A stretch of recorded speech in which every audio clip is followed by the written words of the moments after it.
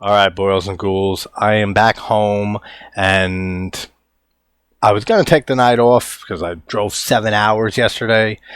And then I figured, let me just get this review out because the longer I go with new releases from when I watch them, the more time that passes, especially if I watch many in a row to catch up. And some of you know this.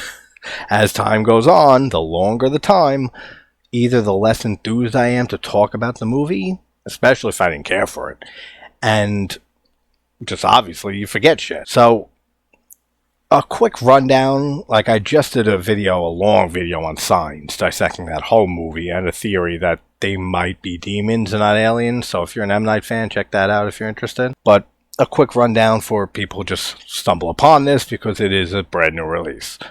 My stance on M. Night. He's not a favorite director of mine. I don't love many of his films. I think The Sixth Sense was his best film, and he peaked very, very early in his career. Like, after a few movies, he did The Sixth Sense, and I think that's his masterpiece. I think Split is his next best film. Like, it might be tied at this point with The Sixth Sense for me.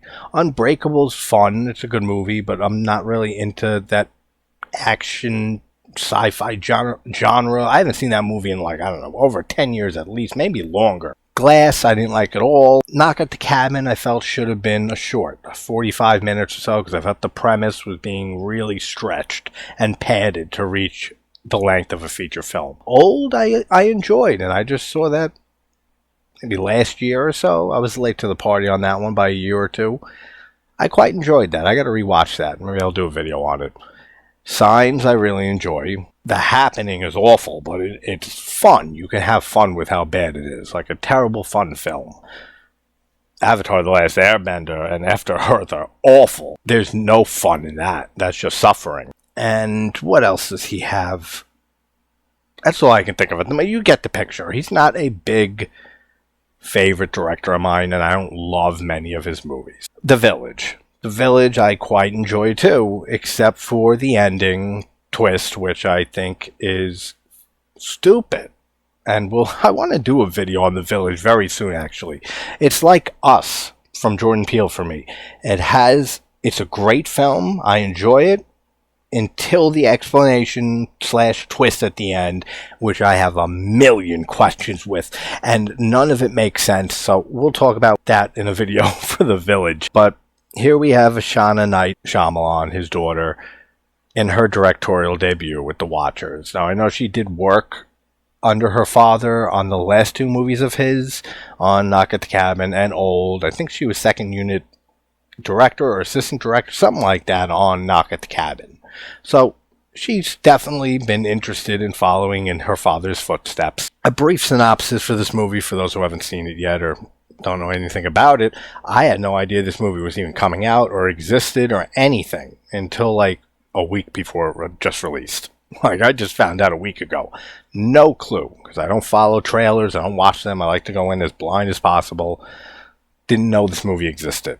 So we have Dakota Fanning in here, who plays Mina, who gets asked by her boss, who she works at this pet store, to take this parrot. I think it's a parrot. I'm not a fucking bird expert. If you want bird experts, call Charlie Day from It's Always Sunny. He has that expertise in bird law. They're in Ireland, so she has to take it from Galway to somewhere on the coast or on whatever, the outskirts of Ireland, basically. And she has car trouble, and she ends up in the forest, and then she can't find her car.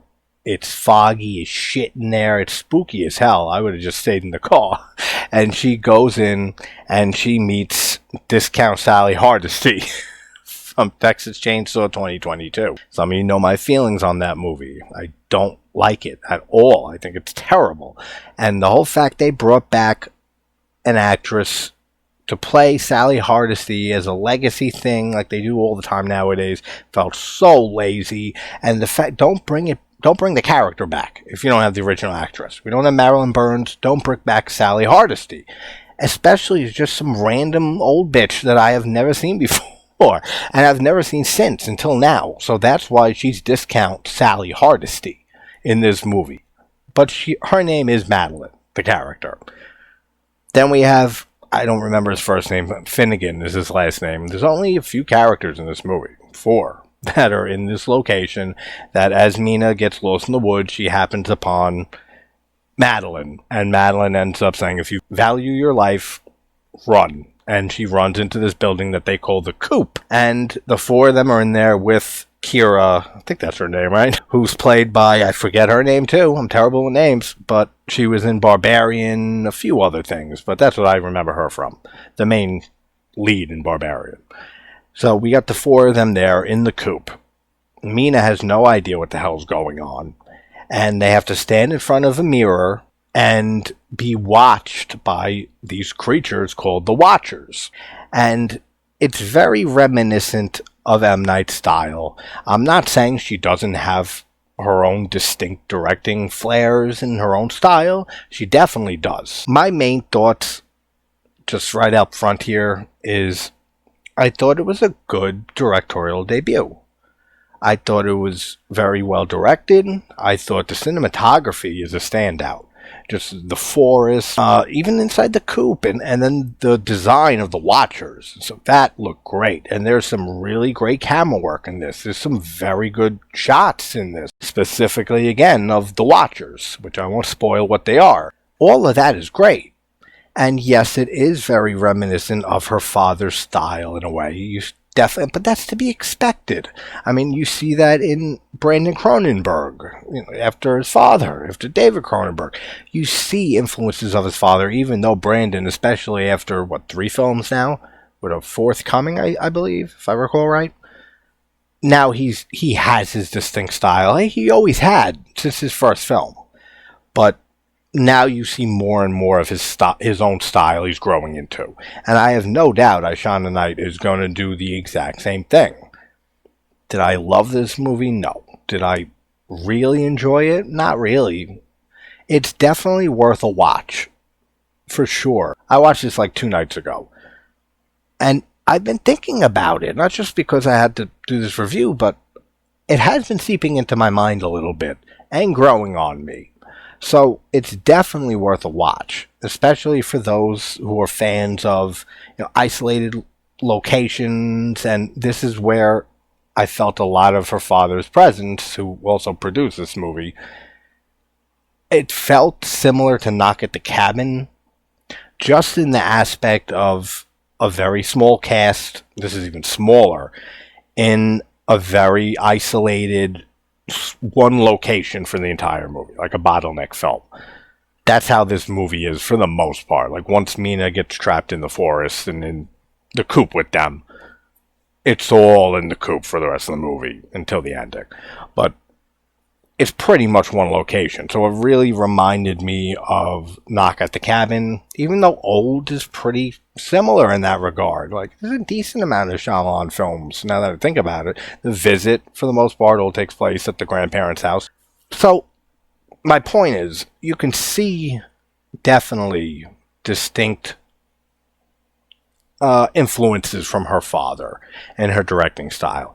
But do I think she's a carbon copy of her father without her own style and identity in filmmaking? Not one bit. I think she definitely will put out a film. Maybe the next one. Maybe in a few films. When she gets her feet wet a bit and she gets used to this, which I'm sure she knows what she's doing. And I know she does because it shows in the directing of this film. But I definitely can predict that she will put out a great film. Either a great to excellent movie, just like Shyamalan has put out with Split and with The Sixth Sense and aforementioned movies I talked about with him. I have no doubt that she will blow us away one day with a movie. It's just not this one. But like I said, it's a very good directorial debut. My biggest flaw with this film is the characters. And usually if you don't have characters that are developed in any way. I mean, Dakota Fanning's character, Mina, yes, she is the most, I wouldn't say the most, actually. Madeline is probably the most complex character. So those two, you have a little bit of diving into who they are. The other two, well, I mean, they have one character trait each. One, he's an angry Irishman, and the other the girl, Kira from Barbarian, she was married to the guy who went missing at the very beginning. That's it. Like, I don't know those characters at all. And that's a huge issue, especially when you're in a one-location film like this. And usually when you have characters that aren't that deep or just very one-dimensional, like half of them are in this movie, you're going to have boring and uninteresting dialogue between those characters. And like I said with Abigail, in a one-location film, the dialogue is almost the most important thing next to your story. The dialogue has to be interesting. The characters have to be engaging. And they're just not in this film. Like I said, the Watchers are great. We don't see them that much, but when we do, loved it. Everything about the design of them, I think she did a great job designing these creatures, and I think she did a great job of keeping them a mystery and out of view for most of this film. But even Mina's character, with her backstory of her mother, it's the 15-year anniversary of her mother's death, and she's estranged from her sister, who has 2 daughters. It's fine, and we find out more as the movie progresses. But even that felt forced. Even her character and her backstory felt a bit forced in this movie, even though she does a great job, as I said. Madeline's character is very complex. But, I mean, if you don't want spoilers, this is not a spoiler. It's just a small thing, but it's to be expected with this last name attached to this movie. So, if you don't want to hear it, I'll give a few seconds. Now, with the Shyamalan film, you see that last name, just like we're so used with M. Night's films, to look for a twist, and which there usually always is. Now, you see Shyamalan as a last name and know it's his daughter. You're looking for a twist. And while there is a reveal, I will say that the twist isn't like a spectacular twist that like almost borderlines on feeling pretentious, which is an issue I have with The Village and its twist. It doesn't feel that way. But I saw the reveal coming from a half hour into this film. I'm sure a lot of people did. Like, she didn't do a great job of keeping that reveal as much of a reveal as it should have been, as much of a secret and leading up to it. Dropped too many breadcrumbs that kind of hold your hand, and just expecting, like I said, a twist from a Shyamalan film, no matter if it's her father or her now. Which now we know she puts a reveal or twist in her first film, she'll probably do it in others. But who knows? You look for it, and it jumped out at me right in my face in the first half hour, maybe less, of this movie. Now, can I recommend this? As I said, yeah, definitely give it a watch. Especially if you're a fan of Shyamalan, if you're a big fan of his. And again, not to say because it's M. Night's daughter, you'll definitely love or like this movie. She has her distinct styles. But I can safely say if you're a big M. Night Shyamalan fan, you'll likely enjoy at least aspects of this film, if not the whole entire thing. Another last thing I'll praise about it is it has a creepy atmosphere. It has a pretty foreboding feeling that builds and builds throughout this movie. For the most part, there's some things that are a little stupid that shatter that and take you out of that atmosphere, or at least for me. But for the most part, it has a very good atmosphere. So it has good cinematography, it has good atmosphere, it has some great design of the Watchers and great shots, there's good camera work, there's great directing. The score, the sound design, that's another thing. The sound design is very good, especially with the Watchers too, everything regarding them. So there are a lot of good to great things in this film. And as I said, as the day or two has gone on, I've been thinking about it. Like, it's been creeping into my head.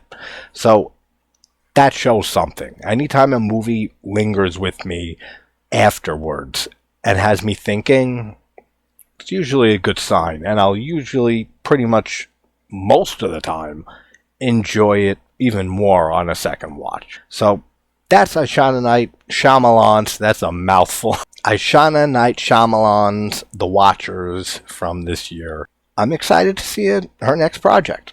I really am, especially after a valiant effort on her debut here. Tomorrow I will definitely get to Possession, which was voted the first in the tetralogy of Decades of Crazy Bitches. It just popped into my head because I was scrolling through looking for something to watch, and there was not all of those films in a row, but there was one or two, and then 2 or 3 others that were all crazy bitch movies. Like, that it's all centered around a female character who's insane. And I said to myself, what is with all these crazy bitch movies in a row? And then I thought of, and Misery was one of them. And I forget the other one, whatever, it doesn't matter. And then I thought of a few others, and I thought of May, and I thought of Possession, and I said, Decades of Crazy Bitches. So look forward to a discussion on Possession from 1981 tomorrow. I really want to do a video on Pulse or Cairo, and I really want to do The House of the Devil from Ty West. Alright, everybody. Hope you are all having a good morning, afternoon, or night. I'll talk to you soon and see you tomorrow. Take care, everybody. So look forward to a discussion on Possession, almost a depression. Alright, boys and ghouls. Tomorrow I'm definitely going to get to the first of the 4 in the crazy decades of. So look forward to a discussion on Possession from 1981 coming soon. Not soon, it's fucking tomorrow. And that's where it arrived. That's where it was born. Or some type of bird. I'm not a fucking bird expert. Called Charlie, I went to Charlie Sheen. So look forward to a Possession discussion coming. Come on, man. We're done with the video. It's the last thing.